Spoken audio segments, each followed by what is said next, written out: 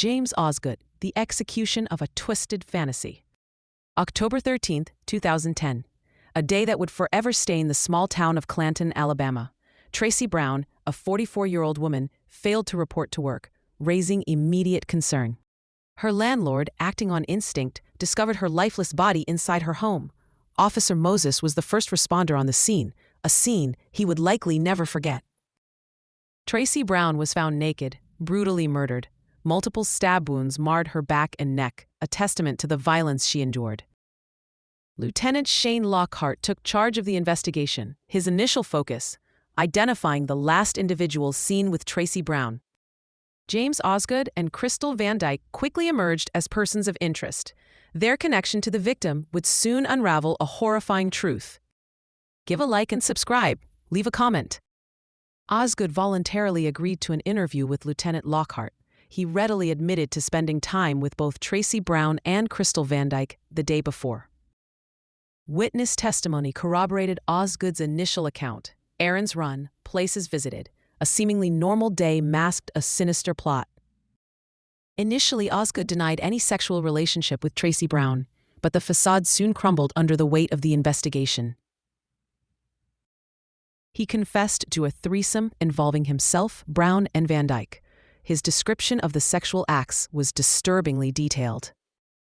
Osgood claimed Van Dyke felt shame due to a familial connection with Brown, a twisted attempt to justify the depravity that was to come. He admitted to bringing a gun to Brown's home.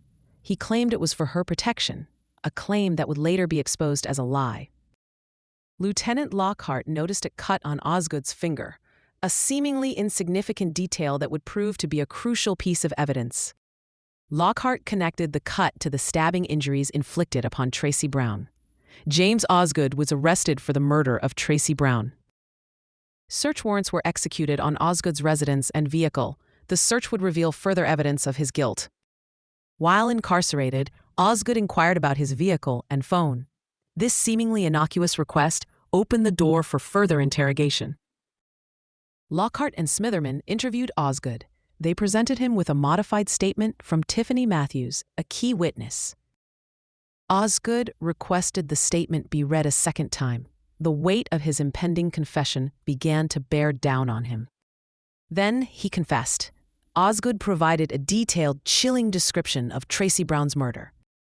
The entire interview was video recorded. This recording would become a crucial piece of evidence in the trial. Osgood described watching CSI and fantasizing about kidnapping and torture. These dark fantasies were not merely idle thoughts. He shared these fantasies with Crystal Van Dyke. Together they began to plot their twisted desires. Initially, they considered targeting a bad person or a random victim. But their depraved minds eventually settled on Tracy Brown. Van Dyke slapped Brown as a pre-planned signal. This act of violence marked the beginning of Brown's horrific ordeal. Osgood put Brown in a chokehold, rendering her helpless. The nightmare had begun. Brown was forced to perform oral sex while Van Dyke pointed a gun at her. The level of depravity escalated with each passing moment. Osgood then engaged in vaginal and anal sex with Brown. Her body was violated in the most brutal and dehumanizing ways. Brown was forced to perform oral sex while defecating. The sheer cruelty of this act is almost incomprehensible. Brown attempted to escape, but her efforts were futile. She was dragged back into the clutches of her tormentors. Osgood cut Brown's neck with a knife. The fatal assault had begun. He stabbed Brown in the back and continued cutting her throat. The life was draining from her body. Osgood apologized to Brown during the act, a hollow gesture that offered no solace. After the murder, Osgood showered and had sex with Van Dyke, a final act of desecration. During the trial, Osgood raised issues that were not properly preserved for appellate review. However, the court reviewed for plain error due to the death sentence. Osgood ultimately dropped all appeals and fired his attorney. He seemed resigned to his fate. He stated he was ready to die for his crime. He expressed a belief in an eye for an eye. The defense argued that investigators used trickery to elicit a confession. They never argued that Osgood was innocent. The prosecution argued that Osgood fulfilled a twisted fantasy. They stated that Osgood enjoyed it. Osgood was sentenced to death. Crystal Van Dyke was sentenced to life in federal prison. Tracy Lynn Wileman was more than just a victim. She was a 44-year-old hardworking mother. She was thriving in Clanton, Alabama, building a life for herself. She was saving money to visit her daughter. Her stepsister, Tricia Jackson, described the crime as shocking. The loss reverberated through her family. Wileman missed the birth of grandchildren.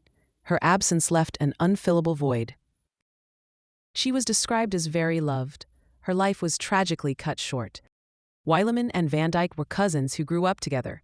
Jackson described a close relationship between the women. The betrayal by someone she knew and trusted only compounded the tragedy. The bonds of family were shattered. James Osgood's childhood was riddled with pain and abuse. He never knew his biological mother. He was sexually abused as a child.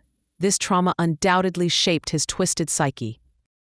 He fathered a child at a young age. His life was marked by instability and dysfunction. He was admitted to a psychiatric hospital. He was diagnosed with antisocial personality disorder. His sister testified about neglect and abuse. Osgood showed emotion during her testimony. His troubled past does not excuse his heinous actions, but it offers a glimpse into the darkness that consumed him. Wileman's stepsister and stepmother attended the trial. They traveled to Alabama to witness the execution. Both women have forgiven Osgood. They believe Osgood is deserving of his sentence. They view the execution as God's will. They found a measure of peace in the pursuit of justice. The execution of James Osgood brought closure to a long and painful chapter. But the memory of Tracy Brown will forever remain. This case serves as a stark reminder of the depravity that exists in the world. It underscores the importance of vigilance and justice. The execution of James Osgood may have closed the legal chapter, but the scars of this crime remain etched in the hearts of those who loved Tracy Brown. The pursuit of justice, while necessary, can never fully erase the pain and loss inflicted by such senseless violence.